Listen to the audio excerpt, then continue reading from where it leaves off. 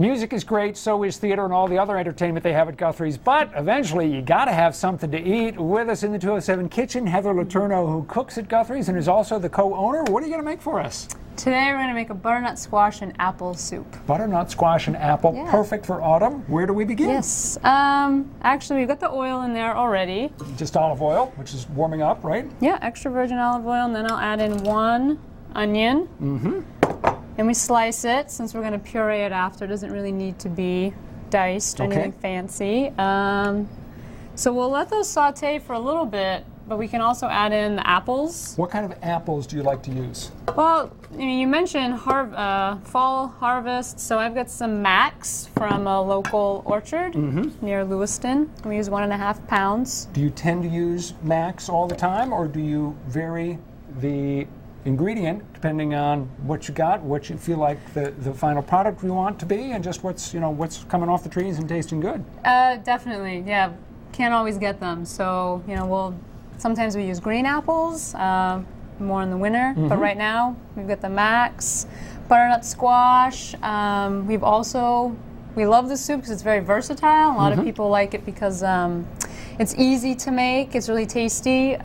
Sweet potatoes are a good substitute for the butternut squash. So you got different directions that you can go off in, and you don't have to feel constrained to use this recipe. Feel free to assess and adjust at home. Exactly. All right, so I don't know why our burner's taking so long here, but the onion will get going, and so will the apple. And then next step is what? And once they're soft and the onions are translucent, even before that time, I'll add in about 2 tablespoons of brown sugar. Right.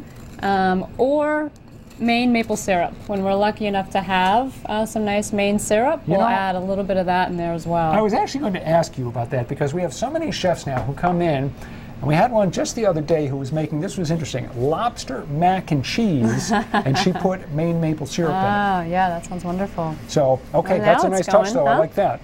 All right, so you got the brown sugar in. You want to let that caramelize a little bit? Yeah, we could, because then we'll just add the butternut squash with enough water just to cover it, and when they're soft. And should I be giving this a stir here? Yeah. Something? Yeah, definitely I stir may regret that. that suggestion, depending on whether or not we have any utensils here in the drawer. That's finally coming along. Yeah, I can hear it. And so you want to wait till the onions are translucent, you said? Yeah, and the apples are soft. And the apples are soft. You kind of see it caramelize a little bit. Brown sugar is actually starting to caramelize now. So, and what heat generally do you like that on, Heather? Well, at this point, I would leave it on medium heat so it doesn't get carried away while you're doing your other preparations. But once I add the butternut squash, the sweet potato, or sometimes we use pumpkin with the water, I'll turn it up to medium-high heat to really just get those pieces cooked quicker. All right, this is actually coming along. So why don't we add the squash? We're doing this as usual in kind of a condensed fashion. At home, you'd want to take a little more time and give it a little more TLC, but you get the idea. All right, now the water you'll probably just get from out back. Sure, you can get some from right there at the sink.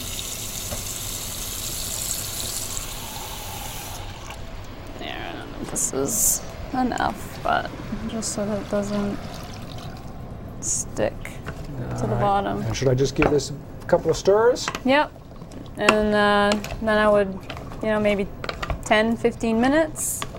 And that's all you've got to do?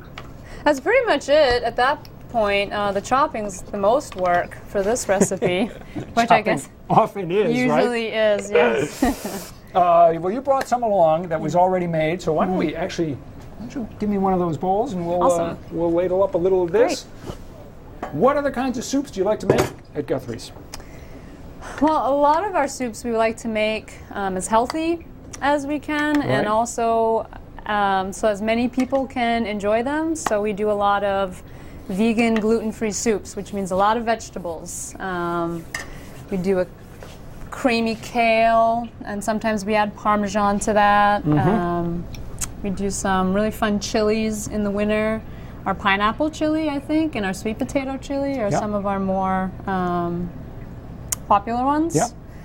So I just garnished it with some. I was going to say, it's a very simple garnish. Yeah, very simple. Put that on. I mean, this is just good comfort food. This is nothing You don't have to be a gourmet chef. You don't have to be intimidated. This is just classic Maine comfort food that's perfect for this time of year.